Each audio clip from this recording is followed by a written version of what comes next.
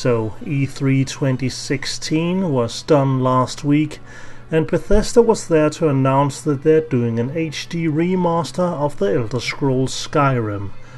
But what if I told you that there's already epic adventure awaiting you on your SEGA Saturn in the form of Virtual Hydlide?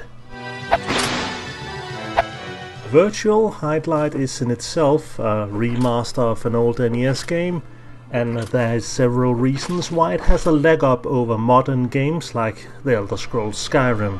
First of all, Skyrim has way too many quests. I mean, you barely know where to go next or what to do. But in Virtual Hydlide you just have one.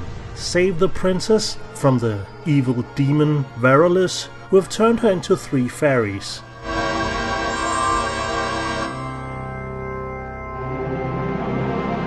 Secondly, a common problem with Bethesda games is that their models simply don't look very good. But in Virtual Hydlide, the hero and the princess are comprised of digitized sprites.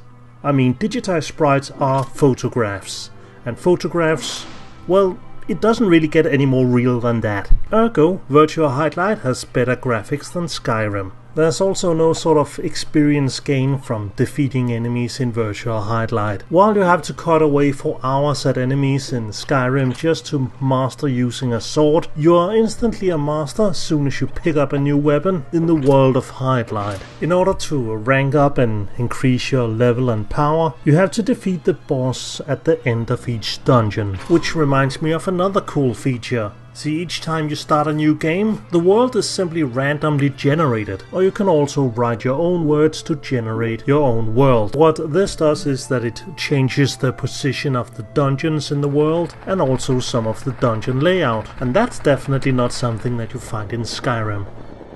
Often when you hear someone speak about graphics in a positive manner, they often use terms like, it's like looking at a painting. Well, Virtual Hydlide is just that. Its frame rate in the PAL version is so low that it actually feels like looking at several paintings in a row, and that's gotta speak to the quality of the game. Simply amazing. And even though the world is vast and could take maybe up to 2 minutes to traverse, there's always an indicator at the bottom of the screen telling you where to go next. There is, however, a slight trick to it.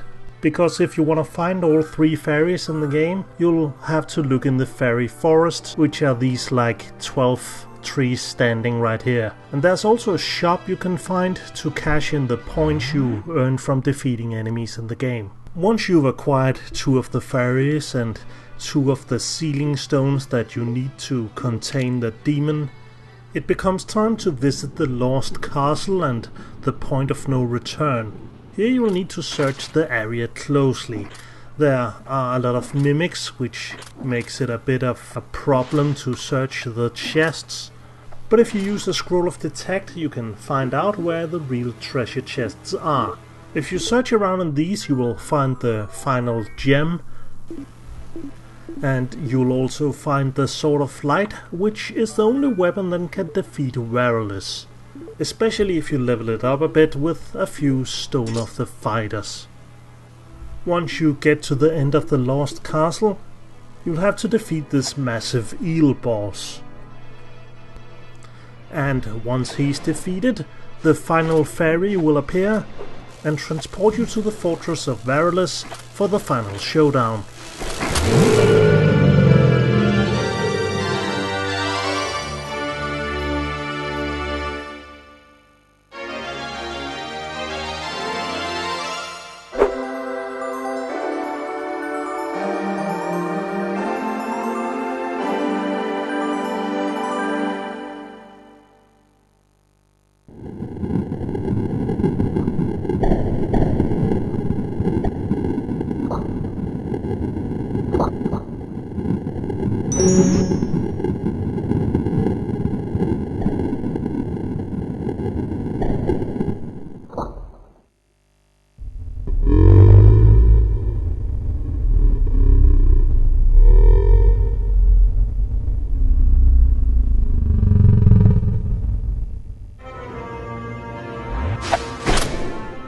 Varus can be a bit of a tricky boss fight as he hits hard and fast, but if you go into the boss fight equipped with the Ring of Spirit and plenty of healing potions, then it shouldn't be too much of a problem.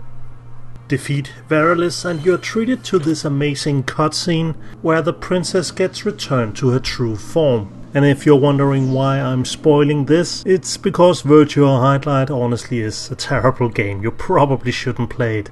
But hey, it might be the game for you if you have a SEGA Saturn and you're looking for unlimited adventure. And by unlimited I just mean one.